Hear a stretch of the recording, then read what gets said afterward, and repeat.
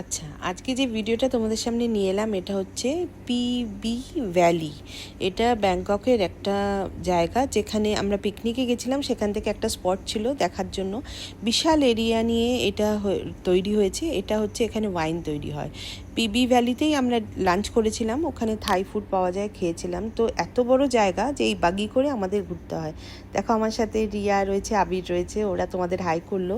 তো এরকম তিনটে বাগি নিয়ে আমরা মোটামুটি এই পুরো এরিয়াটা ঘুরে কভার করে দেখেছিলাম।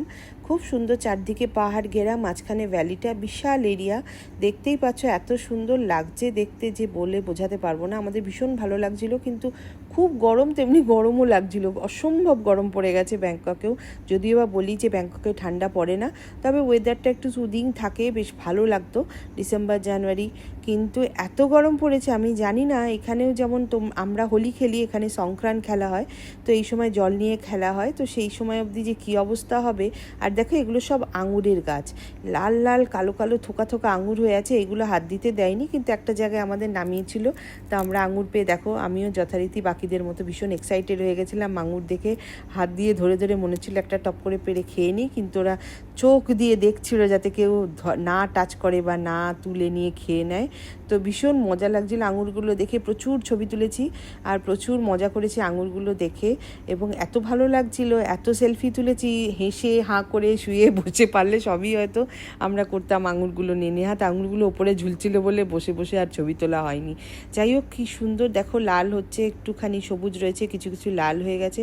এত ভালো লাগছিল দেখতে। আঙুরগুলো খেলে বেশ ভালো লাগতো, বুঝতে পারতাম যে আঙুরগুলো মিষ্টি না টক। যাই হোক, এইগুলো থেকে ওয়াইন তৈরি হয়।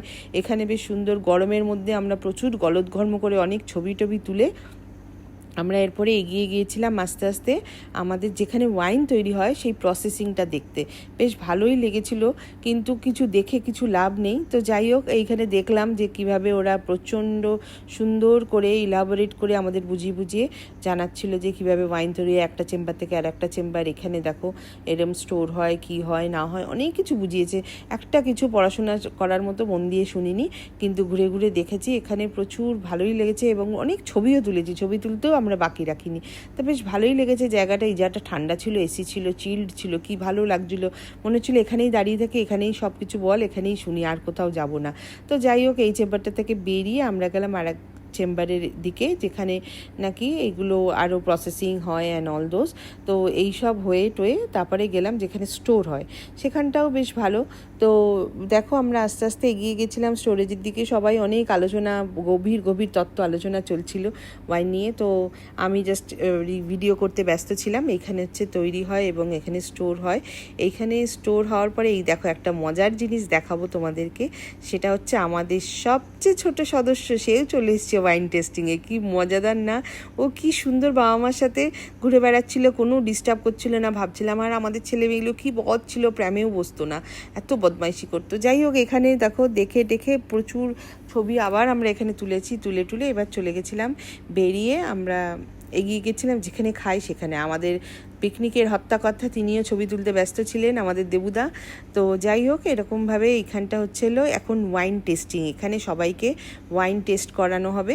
এখানে সবাই ওয়াইন টেস্ট করতে পারো, মানে চরণামৃতের মতো একটু একটু দেয়। তাতেই লোকজন খুব আনন্দিত হয়েছিল। বিনা পয়সায় যা পাওয়া যায় বাঙালি তো তাতেই আনন্দিত হয়।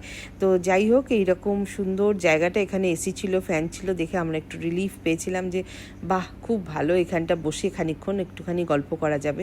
কিন্তু ওরা এত পার্টিকুলার টাইম নিয়ে, খাওয়ার টাইম হয়ে গেছিলো, তারাই দিয়ে যাচ্ছিলো আমাদের, খেতে যাও খেতে যাও। মানে ওরা খাবারটা রেডি করে ফেলেছে, আর ওরা তো 12টার সময় হলেই দুনিয়া এদিক থেকে ওদিক হয়ে যাক, ওরা খেতেই চলে যাবে, কিচ্ছু করার নেই। তো আর এই দেখো, এই ওয়াইন টেস্টিংয়ের এখানে সুন্দর করে সাজিয়ে অনেক জ্ঞানগম্বি দিয়েছিল, অনেক কিছু।